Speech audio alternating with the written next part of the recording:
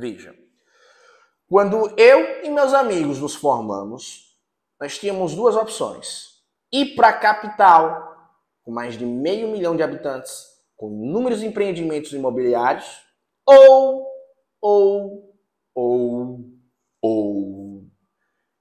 focar em cidades do interior com 100 mil habitantes. Adivinha qual foi a nossa escolha? Montar uma estratégia para atuar exatamente nas cidades menores.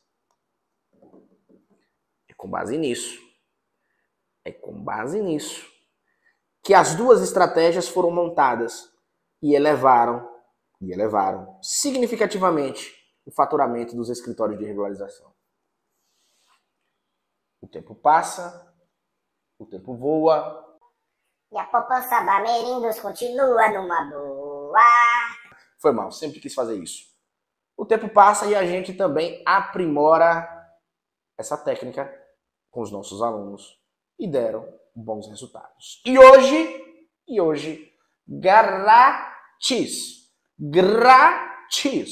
gratuitamente, eu tô com bom coração. Esse ano eu tô com bom coração.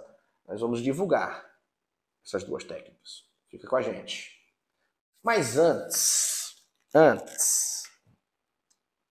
de falar da técnica propriamente dita, vamos aqui amadurecer, compartilhar com você quais são os 3 pilares que sustentam hoje o mercado da regularização de imóveis. Você está aqui para aprender. Você está aqui porque a sua faculdade não ensinou o que realmente importa, regularização de imóveis. Você está aqui porque na sua formação técnica você não aprendeu um dos nossos princípios. Toda obra precisa de papel. Toda obra precisa de papel. Papel seria, então, toda a documentação legal. Se a obra é legal e quanto mais o tempo passa, mais as prefeituras, mais o poder público, mais a Receita Federal está intensificando a fiscalização das obras, toda obra precisa de papel. Bote isso na sua linda e maravilhosa cabecinha. Iniciativas educacionais como essa surgem exatamente para mostrar para você exatamente isso. Vamos lá? Mané, bota na tela e vamos para os pilares do mercado da regularização de imóveis.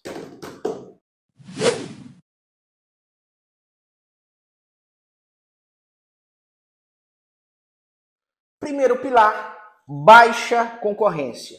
Mas como baixa concorrência? Eu fiz um levantamento aqui, um estudo para mostrar para você, para a gente clarificar o que seria essa baixa concorrência. Ora, você poderia, especialmente se você for grilinho da montanha e ainda não conhece a nossa metodologia, pensar o seguinte. Poxa, Tiago fala que os profissionais essenciais são os engenheiros, os arquitetos e os técnicos de edificações. Ora, bolas, tem muito desses profissionais por aí. Sim, exatamente. O estudo que eu fiz mostra que de engenheiro civil, nós temos mais de 310 mil engenheiros. Profissional essencial. Arquitetos e urbanistas são mais de 106 mil ativos. Não estou nem falando dos não ativos. Ativos. Técnicos em edificações são mais de 50 mil técnicos em edificações. Advogados, conforme eu já disse no comecinho, 1.300.000. Ora bolas. Como é então que você, Tiago Albuquerque, abre a boca para dizer que um dos pilares desse mercado é a baixa concorrência? Tem quase 500 mil aí de profissionais de um lado e mais de 1 milhão do outro. Pô, não tem lógica. Tem lógica. E eu vou explicar para você essa lógica agora. Entenda. Um dos nossos princípios. Toda regularização nasce aonde? Na lei. Na lei. A maioria da nossa produção legislativa que versa sobre o espaço urbanizado, ela é recente. A gente vem com a lei de parcelamento do solo, lá pela década de 70, mas a nossa Constituição Federal, a nossa Constituição Democrática, ela é de 88. Toda a produção legislativa superveniente e infraconstitucional, como o Estatuto das Cidades, nos municípios, o Plano diretor, código de obra, lei de zoneamento vem depois. Primeiro, surge a nossa Constituição. Nossa Constituição, então, fala que os municípios, entes federados, autônomos, vão ter poder para legislar sobre os seus respectivos espaços urbanos. Tanto que IPTU é um imposto que vai para o bolso de quem? Do município. Munido dessa autonomia, o município, então, começa a produzir um plano diretor, um código de obras, uma lei de zoneamento. Nem todo município, tem município que não vão ter esses dispositivos legais. Perfeito? Ora, a legislação, a intensificação da regularização começa a surgir em 88, então, por intermédio da nossa Constituição. A nossa Constituição surge em 88 e aí as prefeituras começam a pensar sobre legislar do que seria um imóvel urbanizado. Enquanto isso, já existe uma faculdade de engenharia, já existe uma faculdade de arquitetura, já existe uma faculdade de direito. Mas pensar sobre imóvel regular começa a se intensificar de 88 para frente. E aí, o Brasil já tinha uns seus 400, 500 e tantos anos, perfeito? Perfeito. O Brasil já existia. E já existia dentro de um processo de urbanização que foi feito deficiente. Levando-se em consideração as características econômicas de um país subdesenvolvido. Levando-se a consideração do PIB da nossa população na época, com baixa instrução, com baixo potencial econômico, era natural, então, que a urbanização desse período fosse feita, fosse criada de forma completamente deficiente, e aí você tem o cenário de metade dos imóveis são irregulares. Ah, Tiago, já existia a legislação civilista que fala que quem registra não é dono. Perfeito, existia, anterior. Mas a mesma sozinha nunca teve força para mudar esse cenário.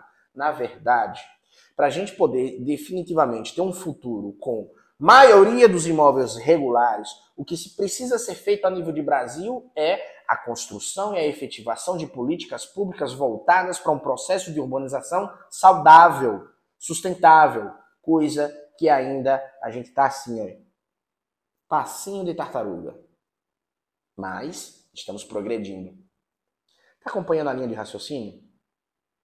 Eu estou explicando aqui o porquê dos tradicionais cursos de engenharia, arquitetura e advocacia, até hoje, não estarem preparados para intensificar em você essa realidade do imóvel regular.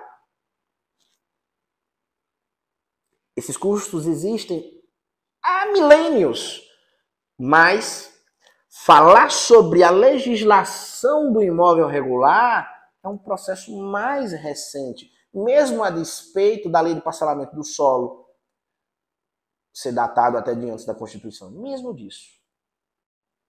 Perfeito? Agora eu pergunto a você, uma pergunta que pouco grilinho, que pouco reguezinho saberia responder, tem para mim. Qual foi o grande surgimento? Qual foi o grande... Vou facilitar.